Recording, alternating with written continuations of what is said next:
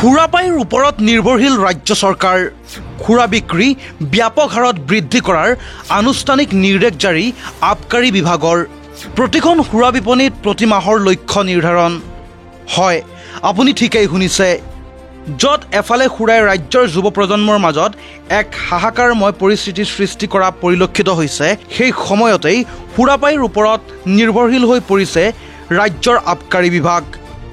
ৰাজহ বৰুৱাৰ স্বাৰ্থত এইবাৰ অসমক সুৰাপায়ীৰ নিৰ্দেশ কৰাৰ লক্ষ্য নিৰ্ধাৰণ কৰিছে দিছপুৰে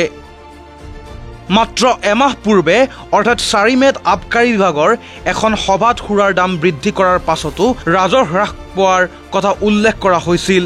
যাক লক্ষ্য ৰাখিয়েই 2024-25 বৰ্ষত সুৰাৰ বিক্ৰীৰ পৰিমাণ বৃদ্ধি কৰাৰ পৰিকল্পনা কৰা হৈছিল উল্লেখযোগ্য যে মদৰ অধিক দাম বৃদ্ধি হোৱাত 2023 বৰ্ষৰ তুলনাত 2024 বৰ্ষত ক্ৰয় কমি গৈছিল সুৰাৰ যাৰ পূৰ্ণ প্ৰতিফলন ঘটিছিল ৰাজহত সেয়েহে এইবাৰ সুৰাৰ বিপণীসমূহক মদ বিক্ৰীৰ আনুষ্ঠানিক দায়িত্ব দিছে আবকাৰী বিভাগে প্ৰকাশিত এক বাতৰি অনুসৰি বিগত 4 জুনত প্ৰতিখন জিলাৰ আবকাৰী অধীক্ষকে সুৰাৰ বিপণীৰ মালিক পক্ষক বিক্ৰী বৃদ্ধি কৰাৰ নিৰ্দেশ দিছে তদুপৰি আবকাৰী আয়ুক্তালয়ৰ টাৰ্গেট অনুসৰি সুৰা বিক্ৰী তথা মজুত বৃদ্ধিৰ নিৰ্দিষ্ট পৰিমাণো বান্ধি দিয়া হৈছে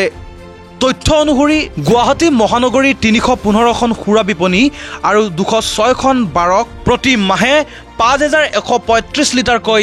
বিলতি সুৰা বিক্ৰীৰ নিৰ্দেশ দিয়া হৈছে যোৰহাটৰ প্ৰতিখন বিপণীকে 9587 লিটাৰকৈ সুৰা বিক্ৰীৰ নিৰ্দেশ দিয়া হৈছে ঠিক তেনেদৰে বৰপেটা নগাঁও শিৱসাগৰ দৰং নলবাৰী গোলাঘাট আদি অসমৰ প্ৰতিখন জিলাতেই সুৰাৰ বিক্ৰীৰ প্ৰতি মাহৰ টাৰ্গেট জাৰি কৰিছে জিলা আবকাৰী বিভাগে ৰাজ্য চৰকাৰৰ এনে এক পদক্ষেপে আচলতে এতিয়া কেইবাবাল্টিও প্ৰশ্নৰ অৱতাৰণা কৰা পৰিলক্ষিত হৈছে প্ৰশ্ন হৈছে কেৱল ৰাজহ সংগ্ৰহৰ বাবে কিয় এটা জাতিক বিপদৰ মুখলৈ ঠেলি দিবলৈ চেষ্টা কৰিছে অসম চৰকাৰে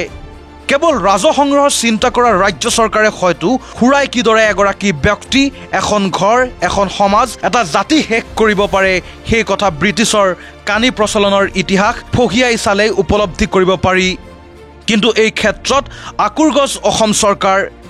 এই ক্ষেত্ৰত আপোনাৰ কি মতামত চৰকাৰৰ এই সিদ্ধান্ত কিমান দূৰ গ্ৰহণযোগ্য news desk report the opinion